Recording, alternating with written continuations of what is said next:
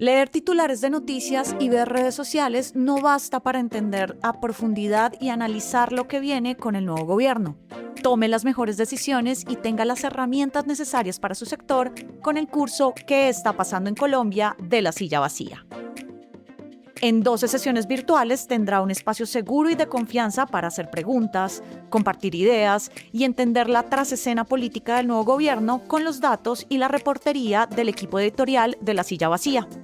Si su sector, organización o grupo de incidencia tienen que ver con lo que viene desde el 7 de agosto, este curso es para usted. Las inscripciones ya están abiertas. Arrancamos el 19 de agosto. Toda la información la encuentra en la sección de cursos en lasillavacía.com y en el link que le dejo en la descripción de este episodio.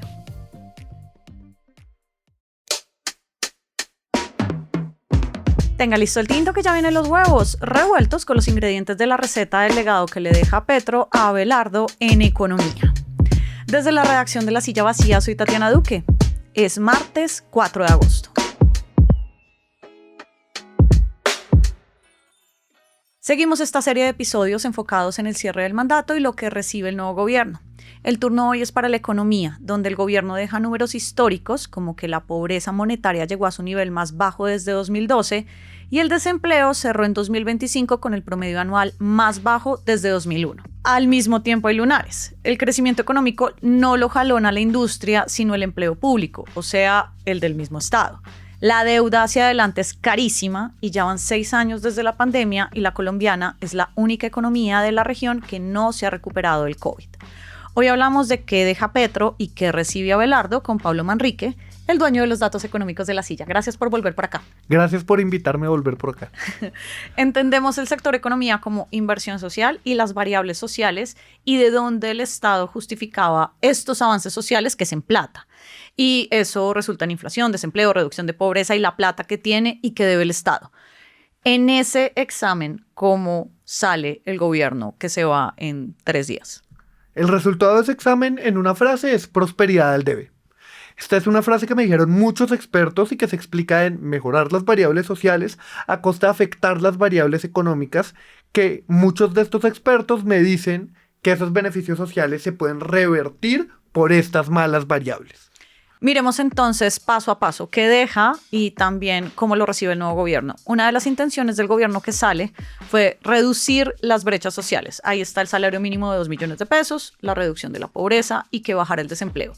Si lo vemos solo desde ahí, cumplió. Sí, claro que cumplió. La pregunta es a costa de qué, pero eso lo podemos ver un poquito más tarde. Pero la promesa la cumplió. En este momento Colombia tiene la pobreza monetaria más baja desde que hay datos, que es 2012. Es decir, un 28%. De otra forma, de 10 colombianos, un poquito menos de 3 son pobres. Es decir, que subsisten con menos de 482.000 pesos al mes.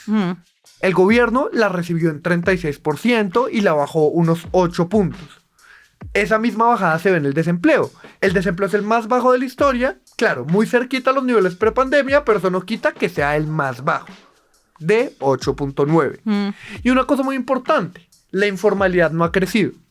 Una posible causa de estas reducciones es que este gobierno se tomó en serio el tema de invertir en las regiones. Teniendo en cuenta que el nuevo gobierno dice que va a gobernar desde las regiones, pues el concepto de gobernar en regiones entonces no es nuevo. Exacto. Este gobierno, sin poner una nueva sede en Barranquilla, logró concentrar la inversión directa en municipios específicos. Según el Departamento de Planeación, que es el que cuadra las inversiones, se puede invertir a nivel nacional, departamental o municipal.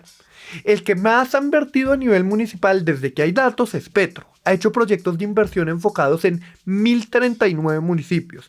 Duque lo hizo en 210. Y Santos, que avanzó con el acuerdo de paz, lo hizo en 682. Otra forma de ver este dato es que para 2025 el 41% de los recursos de inversión eran para municipios, claro, sin contar Bogotá. Y el promedio histórico de este dato es solo 12%. La contraparte de estos avances es que quedó el Estado en deuda, al debe, como dices. Sí, decimos que quedó al debe porque sí, estos gastos grandes se hicieron para emplear gente, disminuir el desempleo, hacer inversiones para reducir la pobreza. Pero como funciona la ley colombiana, para justificar estos mayores gastos en el presupuesto tienes que justificarlo con ingresos. El gobierno sobreestimó los ingresos que iban a caer cada año para poder justificar esos aumentos en gastos. ¿Y eso cómo se vio? Bueno, por primera vez desde que tenemos datos, el gobierno incumplió la meta de recaudo y lo hizo por 3 años seguidos.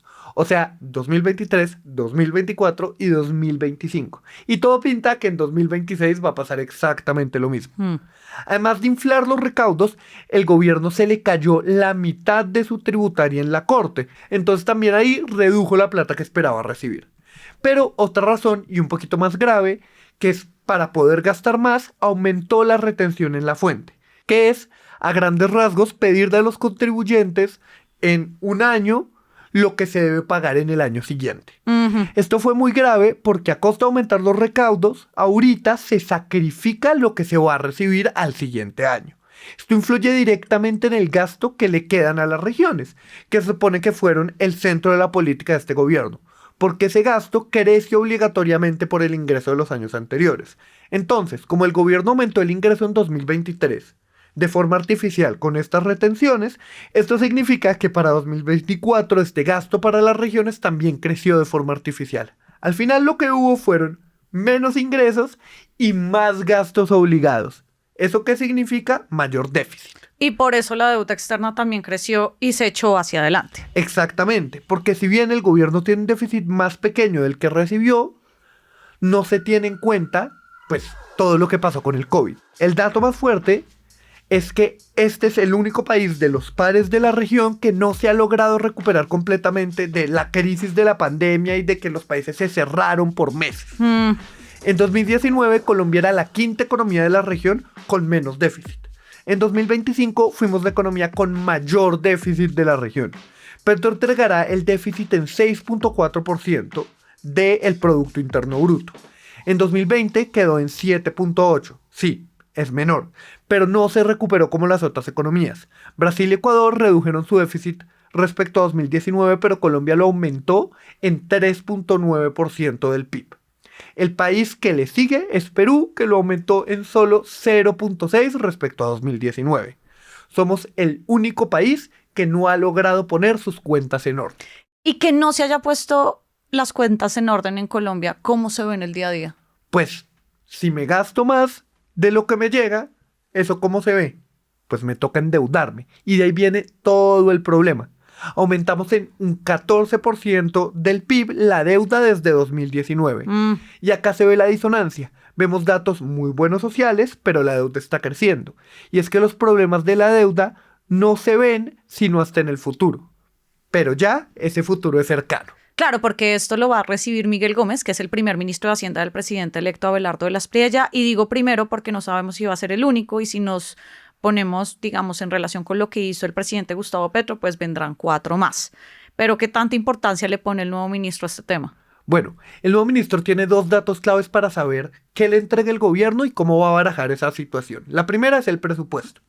La cantidad de plata que se va a gastar el ministro pagando los intereses de la deuda, no la deuda, los intereses, es de 19 billones de pesos más que en 2026.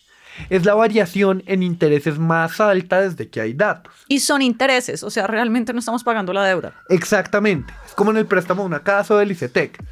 Se paga primero los intereses y después se abona la deuda. El segundo dato es que este gobierno pagará desde que entra y los primeros 6 meses hacia el siguiente año 30 billones de pesos de deuda.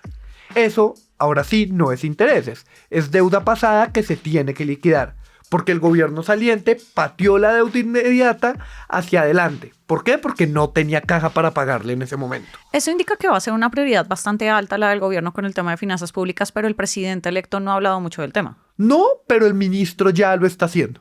Miguel Gómez dijo que iba a reperfilar la deuda, que es volver a patear la deuda hacia adelante, que es lo que tiene que hacer porque no hay otra forma de hacerlo. Otro que ha dicho el ministro es que congelará el presupuesto para hacer ajustes. La forma en la que nos lo describen los expertos, usando de ejemplo Jamaica, que ya hizo lo mismo, es la amarga medicina. Toca dejar de gastar, congelar el presupuesto y atar de manos el gasto de inversión del gobierno. Y es lo único que se puede hacer para evitar que lleguemos al default, que es no pagar la deuda. Pablo, gracias por tus datos y luces y por pasar por acá. No, muchas gracias por invitarme. Y arranca el día con esta movida.